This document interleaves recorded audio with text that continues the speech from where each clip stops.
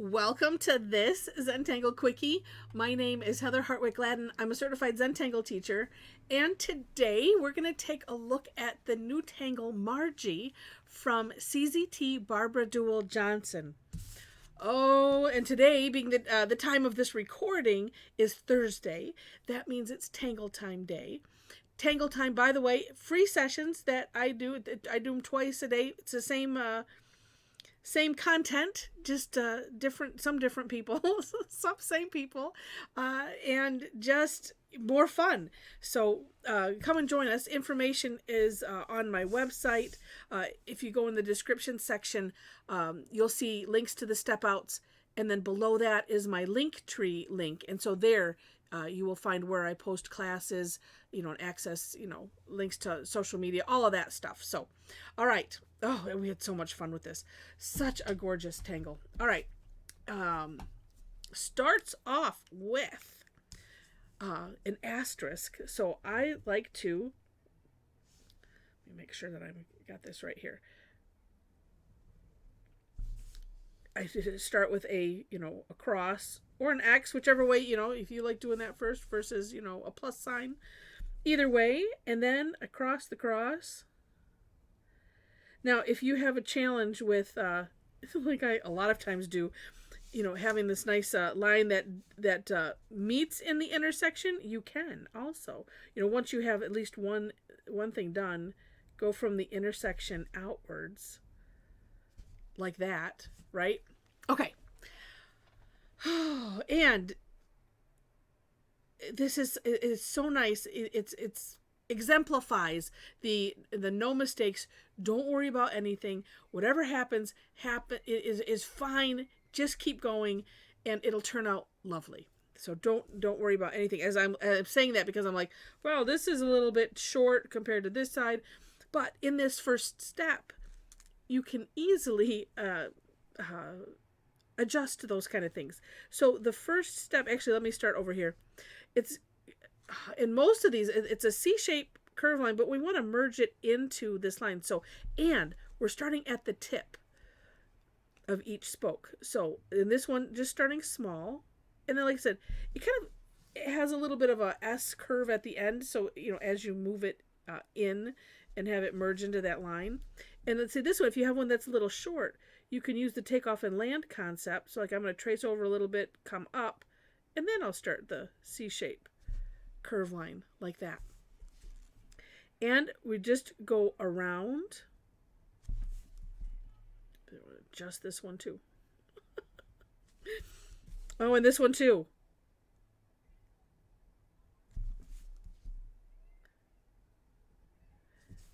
All right. Oh, and I was trying to adjust this to match this, and then this was a little longer, so now I'll adjust this one again. Or to match the other, which is kind of funny. All right. So once you've gone once around, we're going to keep going around, and it's, like I said, it's a similar shape. But what we're going to do is start on, the curve we just did. And starting like a little ways down, like maybe like at, I don't know, the shoulder. It's up to you how you want to do it. But so I'm going to start here and come around like that. It's still landing on that. Like so. Now, the one thing that I've had a little bit of a challenge with on this is making, I need to take that back. There's no wrong. That's the thing. But the thing that I sort of struggled with is making these too small, and then but then there's always an adjustment. So you just you just keep filling it up, and it's all good. Now, one of the things that Barbara mentioned when she sent me the step out on the email is in her box 5. Just to make note, because if it can create a really neat flower flower-like shape in the center, but you just have to kind of be careful at the end. So as you get towards the center, then just kind of adjust, what you want to do. I'm going to see if I can I did it differently on mine on the sessions, and I'll show you. But let's see if I can do it again here. Oh, see, that's getting nice and close. This one, though, I might add another one there. And on my version of the step out, you'll see, well, if I didn't tell you, you wouldn't go and count. But I have some, you know, like, and it might be just these, you know, the X, because I have a little bit more space and I seem to tend to go a little bit longer. So I have more room here. And so let me get 3 done all the way around.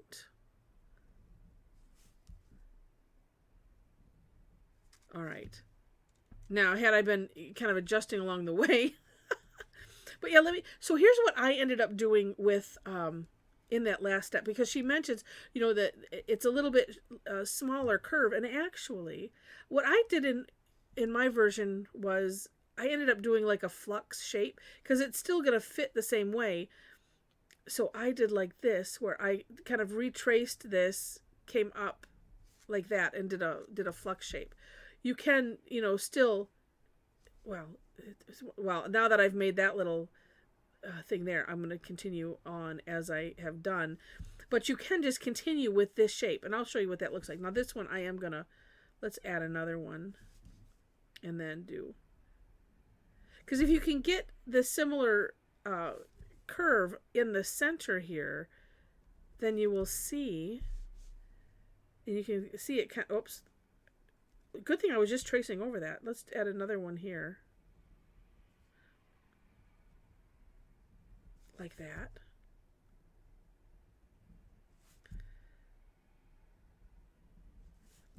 And it's, like I said, it exemplifies a lot of Zentangle, where you don't have to worry, just don't worry about anything.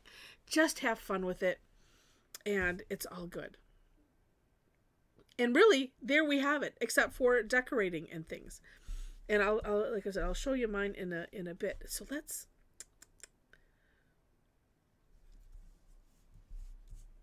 I'm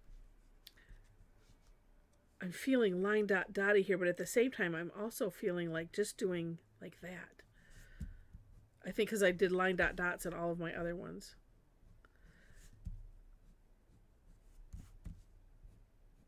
So just these little wisps coming out of the center. See, and then these kind of end up sort of looking like leaves, but then you can, like I said, you get to decorate it however you wish.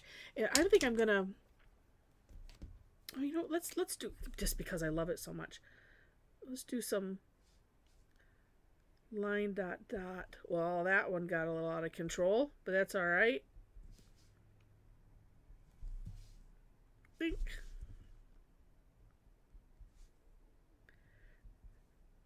Well, part of me was debating, oh, should I just have it come out of the center like that? If you've done the Tangle Finery, that's what they have us do on that one, is it just like it comes out like right in the middle, but for whatever reason, this is how I was liking to do it. And then I started to change my mind.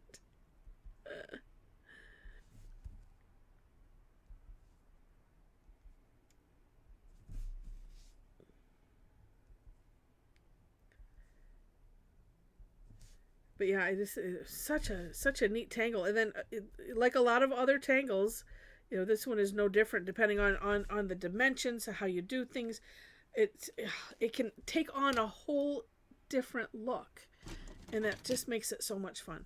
All right, now I'm going to just do some shading here. I'm going to put some on the flux side.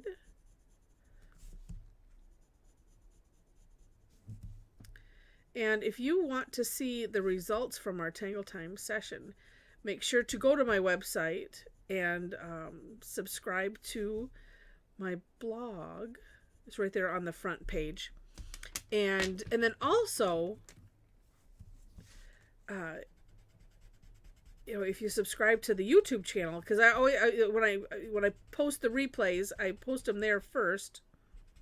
And then I create a blog post where I have the pictures and stuff like that. And to be completely Well, I'm never anything but completely honest, so I shouldn't say to be completely honest, as if I'm not ever. But just to let you know, sometimes it takes a little bit to get them out. I've been working on getting out some of the past ones, because it's so fun to go and look and see what everybody did. Look at that. It's just so cool. Now, I don't get the neat, and it's just one of those where if I want to replicate what Barb did more, I'll play with it a little bit more. But I think too, because like I said, I did this as a flux shape. If I continued on and then was careful about the center, I might be able to get the result that she has. And that's just, I like to replicate. I'm not one that likes to go off on my own and do my own thing. That doesn't drive me. Replicating drives me more. But at the same time, it's nice it's kind of that comfort to know, well, it didn't turn out like that, but so it's okay and it's all good. All right, so let me show you what I did in our sessions. Pull this back a little bit. All right. So a big one. So on this, I just kept doing, and I did till I couldn't fit anymore. And then I just left it, and then decided to put some lines in the center, and it created something. It's not it's not completely different, but it is completely different at the same time. It's just really neat. And then of course I added some fancy fescue, and this is Dot Ball, also by Barbara Duel Johnson. I don't know. I'm just enamored with it. And then in our PM session, I decided to go this route, and at first I'm gonna do this. I'm gonna make more of a flower in the center, and then I'm like, I'm not, because I really like the way it turned out, and then of course, depending on how you do your shading and all of that, in this one I added some Muka fronds in there, but just it's such an amazing fun tangle. So I hope you enjoyed it. If you did, please click on the like button. And if you liked it enough to see more, would love to have you be a subscriber to the channel. I do want to highlight one bit because I already mentioned the description section. One link in particular is our Tangle Addicts community Facebook group. So if you'd like to hang out with a bunch of crazy Tangle addicts, it's an amazing group of people. That's all I have to say. Well, that's not all I have to say, but that's all I'll say. Amazing group of people. But if you'd like to hang out, we love to hang out with you. And click on that link. It will. There are 4 questions that you have to answer in order to gain entry. I just like to make sure that you're aware of that. And that's it. And then we'll welcome you into the group. Let's see what else. I think that's it. All the other stuff is pretty self-explanatory on the link tree. But again, thank you so much for watching, and I wish you happy tangling.